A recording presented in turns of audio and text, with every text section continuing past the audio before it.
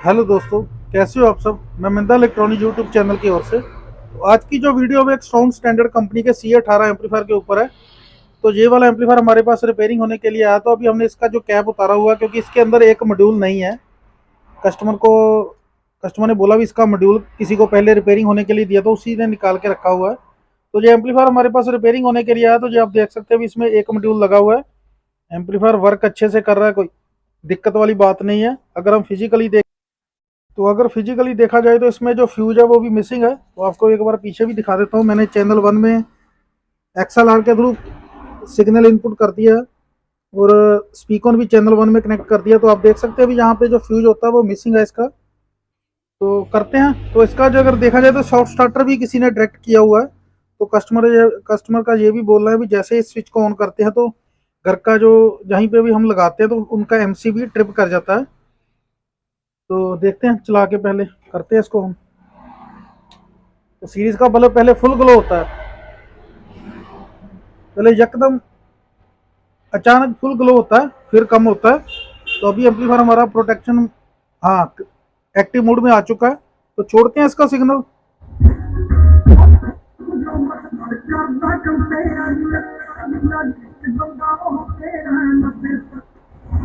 चल तो रहा है, पर इसका जो वॉल्यूम टून है वो भी कर्च कर्च की आवाज दे रहा है और एक प्रेशर इसका बहुत कम आ रहा है साउंड का। तो वो क्या दिक्कत हो सकती है, अभी जो इसके IO बोर्ड के पीछे वाले स्विच होते हैं सेटिंग वाले, वो सभी के सभी तोड़े हुए हैं।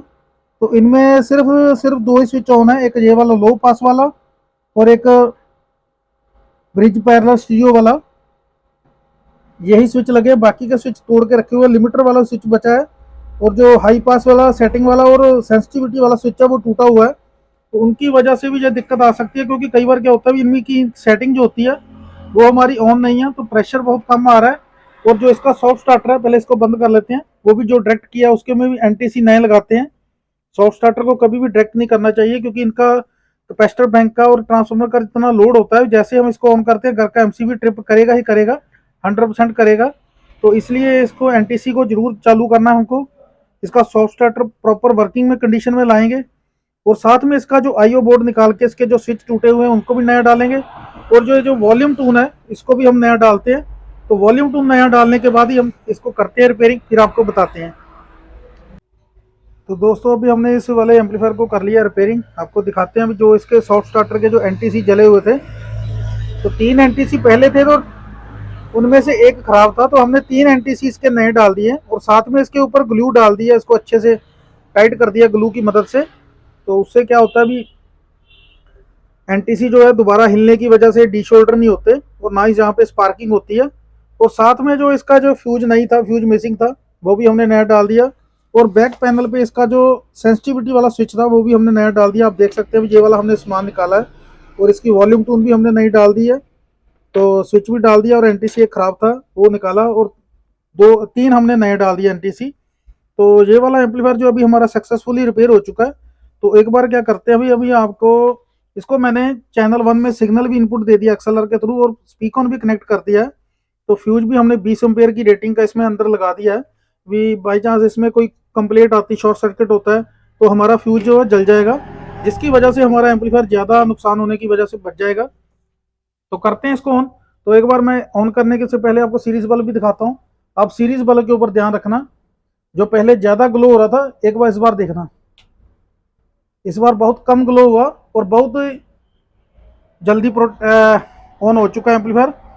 जैसे पहले एक बार ज़्यादा लोड ले रहा था, अब लोड बहुत कम ले रहा है। तो अभी हमारा एम्पलीफायर जो अब एक्टिव मोड में आ चुका है। तो छोड़ते हैं इसकी वॉल्यूम वॉल्यूम की मदद से।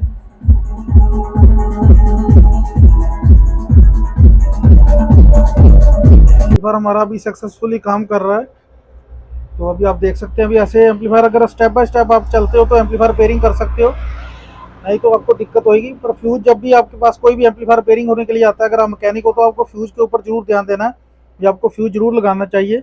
तो फ्यूज लगाने की वजह से एम्पलीफायर में शॉर्ट सर्किट की कोई दिक्कत नहीं आती। तो ऐसे एम्पलीफायर रिपेयरिंग कर सकते हो आप। तो सॉफ्ट स्टार्टर को कभी भी आपको डायरेक्ट नहीं करना, सॉफ्ट स्टार्टर आप डायरेक्ट करते हो तो दिक्कत आएगी आएगी। तो बाकी जी आपको हमारे एम्पलीफायर पेयरिंग के ऊपर वीडियो कैसी लगी, तो आप हमारी वीडियो को लाइक करें, शेयर करें और अपने दोस्तों के साथ भी शेयर करें। तो अगर आप हमारे चैनल के ऊपर नए हो तो हमारे चैनल को ज़्यादा से ज़्यादा सब्सक्राइब करें, और ऐसे ही वीडियो हमारे चैनल के ऊपर देखते रहें। तो कोई भी वीडियो आप फुल देखा करें ताकि आपको कुछ ना कुछ सीखने को मिले। तो बाकी आप हमारे चैनल के साथ जुड़े रहें। Thank you.